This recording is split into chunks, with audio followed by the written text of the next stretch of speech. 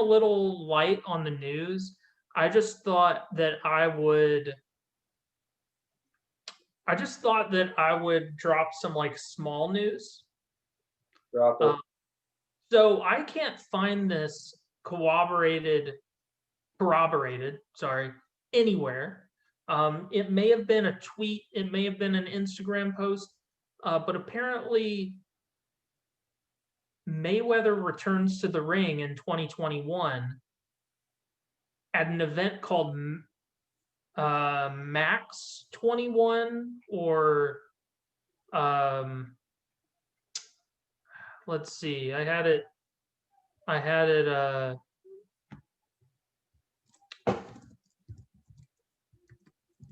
Mega 21.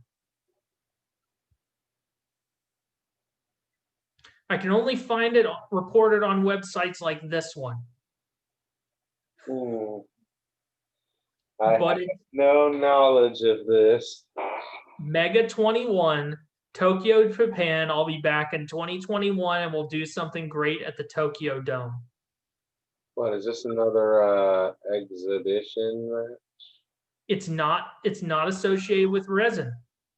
It is Mega 2021. It is not. That's like Risen writing. It is Risen writing, but it's not Risen. It's his own thing. February 28th. Yeah, that's what apparently is happening. What do you think about this? Could not care less. I've never cared about a Floyd Mayweather fight, and I never will, because boxing sucks, and I hate boxing. I will always hate boxing. It's every time somebody's like, "Hey, there's like a good boxer you should watch," they lose, and I watch them. Yeah, listen, man, we got let down by, what was his name? Big Baby. He was supposed to fight for the title, but he popped for roids. Yeah, that was the one. He did not have the body of a drug user, though. I'll tell you that. No. He was a little bit long in the gut, but he apparently was on the sauce. Yeah, man. Boxing is a complex thing for me because, on the whole, it's hard to go back, is the way I would put it. Like, I feel like you can never go back. It's a one. It's really hard to go back. And there's certain boxers that I like watching. What Japanese dude just competed anyway. Fantastic. So good. And he's fast. He hits hard. He's small, but he hits unbelievably hard. Other than like a few boxers every now and again, I don't really turn it on. I mean, it's I feel like it's a blind spot in my combat sports fandom, but it's hard to go back to a sport that feels more like a sport than like a fight. It's just, I don't feel like it's as scientific as MMA. No, it's trash. Got it. Trash. That's it. No, I just feel like in MMA, there's just so much stuff you can learn after coming out of an event. It's like, like go back to Buckley's KO. It's like, oh, that's possible. Like, that's a thing. If I had gone to a Taekwondo class and someone was like, well, yeah, if someone catched your foot, you then do a spinning back kick to their head, I would immediately go, this is bullshit. This is not a thing. This is not applicable to any sort of, like, someone would have to be a real dunce to get hit by this. No. This works because we saw it work against a very formidable fighter who knows what the hell he's doing. Yeah. And we learned a new thing. We learned a new thing you can do in high-level competition. Dude. Boxing. Honestly, it's probably a thing like we don't know. like probably to a hardcore boxing fan would hear me say that and be like, you know, screw you. Yeah. We learn something every boxing event, but I just don't feel that. I don't. It's not as visceral either. No. But yeah, so not nothing else. We'll do a controversial segment. Okay. Controversial. Stop the share for a second because you never know what's going to pop up in the autocomplete.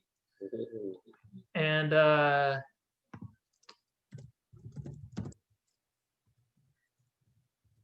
dude, if you saw my setup right now, you'd be so impressed.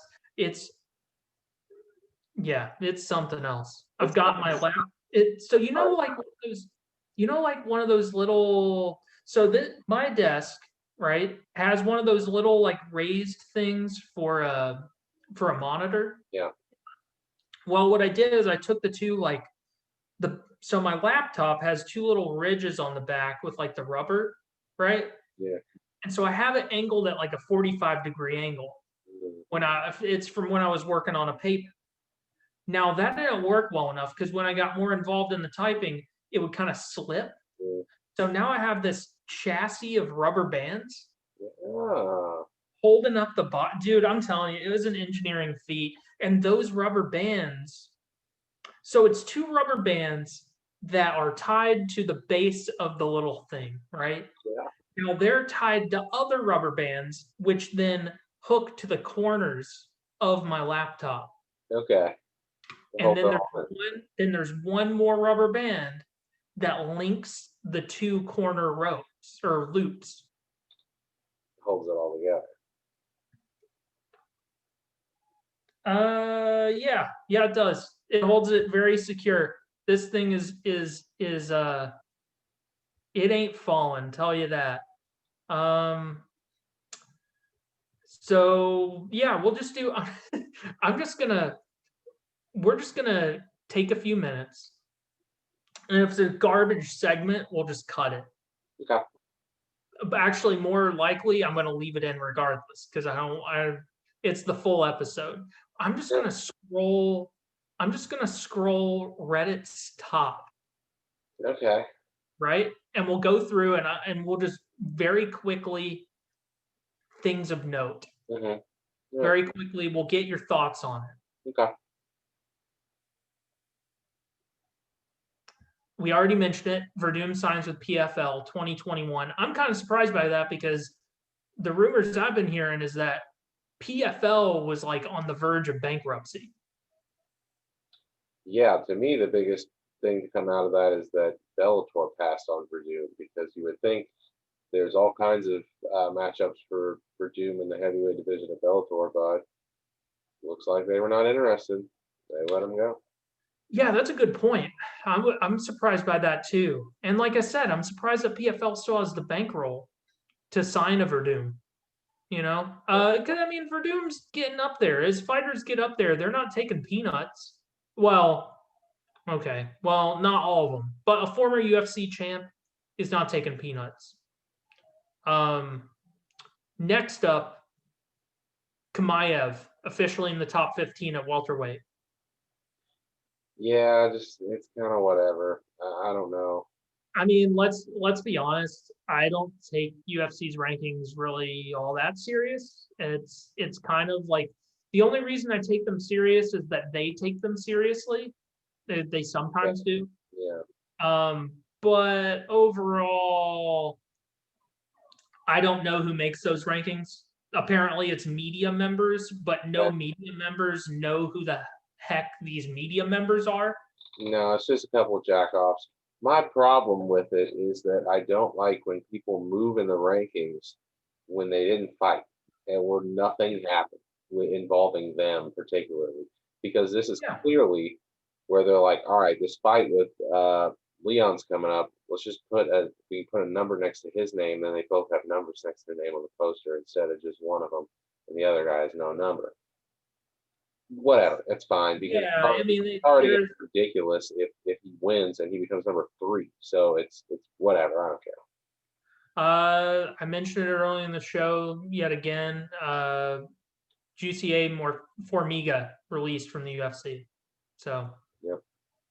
that's really it's bizarre to me that there must be more to the story because flyweight to me is already kind of thin. So it's weird that they would release someone who was, I mean, he was in the, I mean, he was in the top 15 easily. I don't know if he was in higher than that, but I mean, that's what got Alex Perez a shot at the title. Yep. So,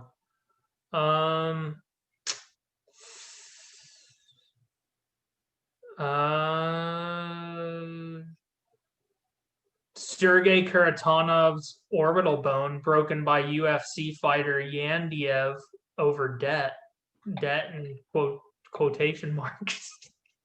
It is a slow news week, people. We cannot stress this enough. There is not a lot of MMA news in these past couple of weeks. It is a drought. I mean, Bado Jack reveals he was originally supposed to box Tito Ortiz on the Mike Tyson versus Roy Jones Jr. undercard. Of course he was. That guy, that person I've never heard of, was supposed to box the city councilman Tito Ortiz on the old man fights on the elected city councilman who's going to very quickly realize that, like, oh, this doesn't have to do with like busting wide open QAnon drops. It like has to do with like, whether or not we allow people to collect donations at like stoplights. Like, it's a Tito thing to be like, oh man, Trump and the Republicans are like running rampant right now. I gotta get in on this. And he gets in on it, right? The show gets kicked out. Yeah, dude. There's been multiple videos recommended to me. I don't know why they think I hate Tito Ortiz, but there's been multiple videos in the recommended section on YouTube to me. There are videos very similar, but all made by different people, like 10 minutes of Tito Ortiz being an idiot, or Tito Ortiz being an imbecile for 7 minutes straight. Islam Makhachev is good to go. He went back home. I really wish I had watched Bellator, to be honest, because Pitbull won. I did watch Bellator. I watched Bellator. I didn't care about any of it, but it was fine. Pitbull won, and it was cool.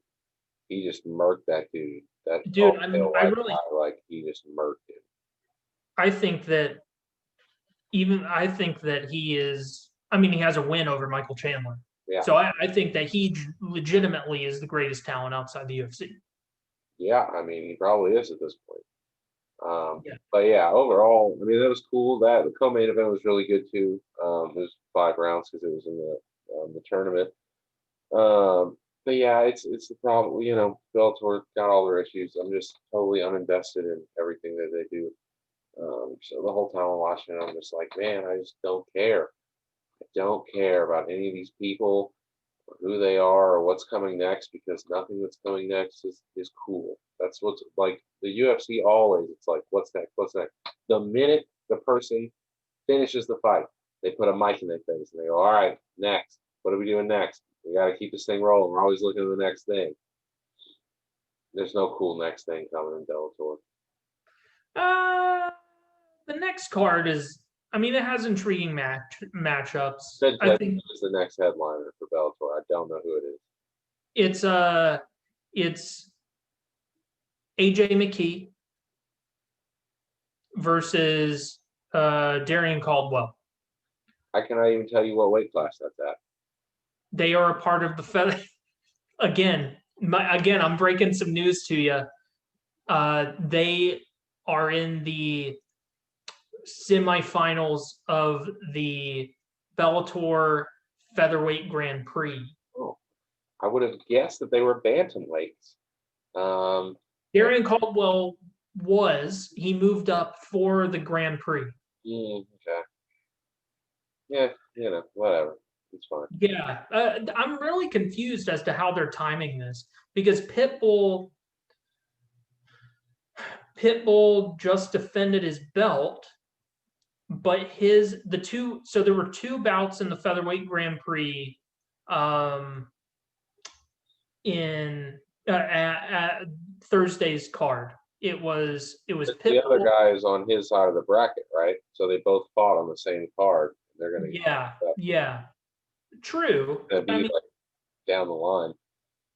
Yeah, but you'd figure it'd be a little bit closer because I mean, like, they fought Thursday, and Antonio McKee or AJ McKee and Darren Caldwell are about to be in the finals before the other two dudes have even fought. Yeah, I don't know.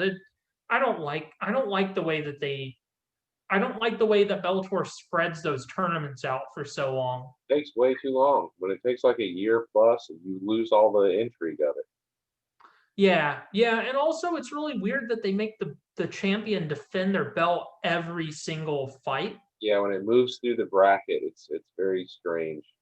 Yeah. Well, I mean, that's the thing is that, but it's like a roundabout way of Bellator trying to crown a new champ. Because no matter who, I mean, you're gonna unify the. Yeah, whatever. So that's what was so disappointing about the welterweight tournament was after they did all that shit, we still ended up with this fight that we got at the very beginning, which was Rory versus Lima again. So it was like a total waste. Yeah, man. I think that Coker has had that issue forever. I mean, Coker is a big believer in building towards fights in a bracket rather than just like booking them. Just book it because it's the fight. People want to see it now. I don't need you to build towards it. I'm not edging here. I want the fight. I want the fight. It's the one of the biggest losses of MMA matchmaking is Overeem versus Fedor, which we should have gotten, but instead we didn't get that. Yeah. In other news, Rafael dos Anjos rewarded with UFC and USADA jacket after 50 clean tests. Oh, ain't that just swell? They're the nicest bunch of people you ever met. These jackets are pretty cool. You'll love a nice jacket that's got giant furry USADA written across it. Or clean. This is a clean man. That's what's written across the back of it. I like that. Here, I'll give you one. I'll give you one off the top of my head. I just finished watching DC and Ariel. Paul Felder, who just fought on Saturday, will be on the commentary booth tomorrow for the Contender Series. Woo! Hell yeah! Yeah, they hit up DC and they were like, "Yo, dog, you couldn't tag in because that's why Felder was there originally. He was supposed to work on commentary for that card against Dos Anjos, and then also turn around and do the Contender Series." And they were like, "Nah, DC, we need you to do it." But Felder was like, "Nah, I'm good. I'm gonna do the Contender Series on Tuesday." And they're like, "All right, cool." So all tore up and bruised up, he will be at the commentating desk tomorrow night. Hey man, that's the way you got to do it. That's the way you got to do it.